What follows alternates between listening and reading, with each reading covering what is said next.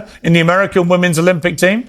Yes. Okay. You would let Floyd Mayweather compete as a boxer in the women's American boxing team? Yeah, you are a Piers Morgan, one of the most well-known figures in media, has had enough of woke culture.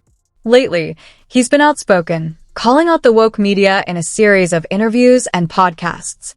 In this video, we'll look at some of the most intense moments where Piers Morgan shut down woke culture with powerful verbal smackdowns on live TV. A flag has been hoisted over London's Regent Street in place of Union Jack and draped from the White House balcony in place of a Star-Spangled Banner, which has sparked quite a backlash in the States. Have we gone rainbow crazy, or is Pride Month more important than... Piers Morgan is very clear about his frustration with the aggressive tactics of the LGBTQ community, and he doesn't shy away from expressing his thoughts.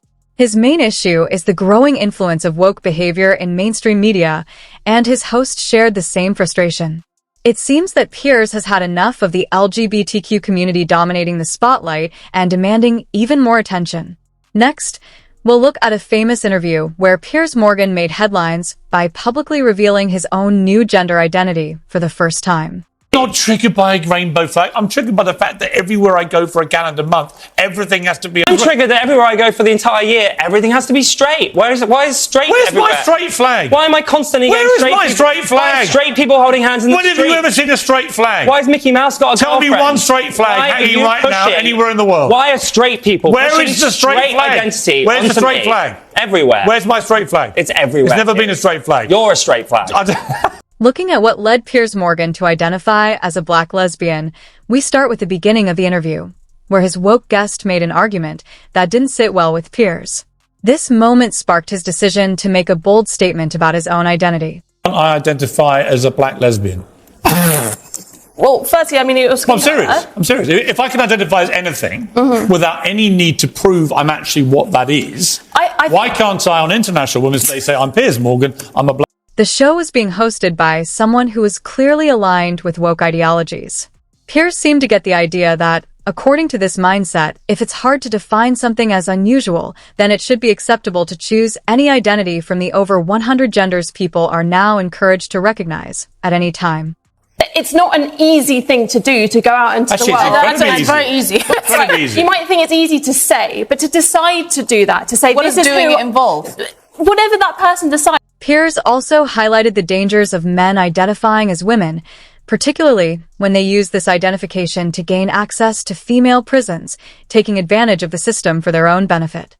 He pointed out the potential risks this poses to women and the fairness of the justice system. It's not totally limitless. What's the limit? When you're talking about International Women's Day, I don't know why we take the conversation around International Women's Day and make it a... Piers' argument didn't seem to faze the woke activist, so he took a bold and humorous turn.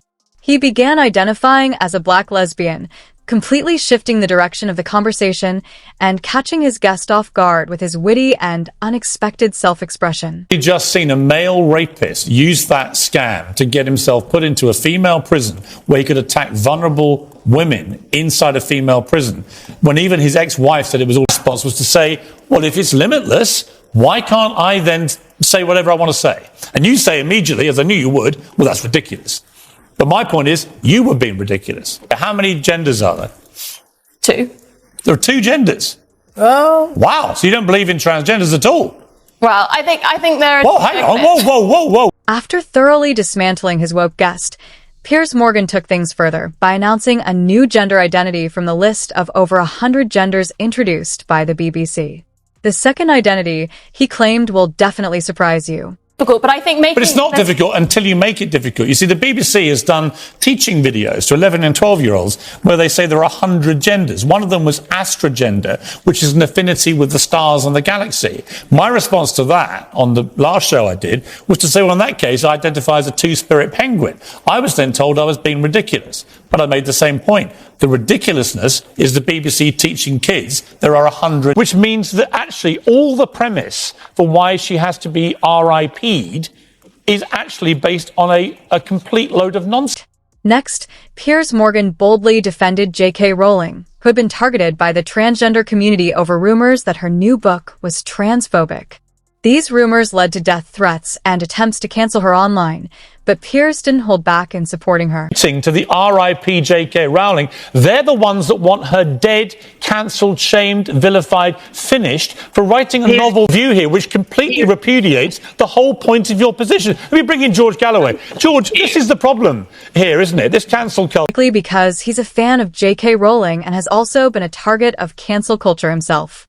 He'd had enough of what he saw as bullying and intimidation from the woke mob, and he wasn't afraid to speak. Very much. I don't think any of you are very healthy. I'm not surprised by that. Yeah, I think you all look pretty pasty-faced and unhealthy to me. But that's your choice. You'll go nuts if I came running into your little vegan hellholes and began screaming abuse. You'd all throw your toys out the pram, as you do on a daily basis.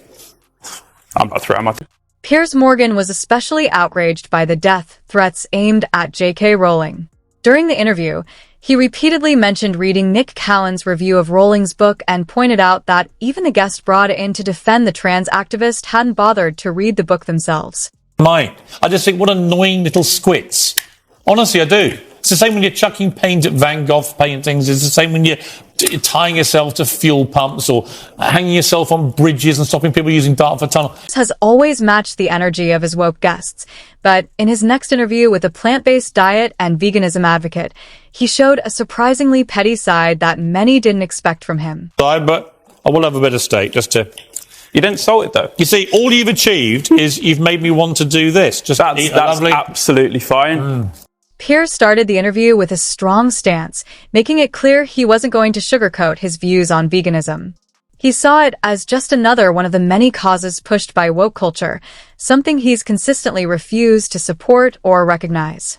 His opposition to veganism and the protests surrounding it was evident in this clip. Does that persuade me, who already likes eating meat? Why are you going to persuade me by being a vandal?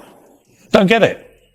Yeah, I think we're in an incredibly difficult position at the moment because we've been... Why are you... Let me speak, Piers. Huh? Will you let me speak? Why are you laughing? It's not funny. I'd like to respond. Bees getting slaughtered and you giggling away like it doesn't matter whilst destroying buildings because you care so much about animals. Throughout the interview, it seemed like Piers Morgan was deliberately trying to annoy his vegan guest. But things soon took a turn for the worse as Piers had a few more tricks up his sleeve. He continued sharing his views, leaving the vegan guests speechless. Just when everyone thought Piers was done challenging this woke ideology, he pulled out his most powerful move towards the end of the interview. My response to you destroying all these things is to have a Big Mac. Because you know what? It's a free country, it's a democracy, and I'm allowed to eat meat, and I'm certainly allowed to eat meat when someone who kills bees to feed their avocado habit. Piers had pulled this stunt several times before. In another interview with a vegan activist, he made sure to take every action possible to irritate the advocate of veganism, pushing all the right buttons to provoke a strong reaction. Women's American boxing team. Yeah, you of are course a you have to be complete like the and utter heavyweight. lunatic. I completely agree Lunacy. I agree with Francesca, and I'd go They further. would Actually, have Piers, to you always transition. The idea you would let Usain Bolt say, I'm a woman, and compete against women on a racetrack when no man can compete with it. Harder job than anyone sitting here. because right? he has a responsibility. Sitting at home, bringing up children is a hard job. Very. So why do we denigrate it by saying that's all you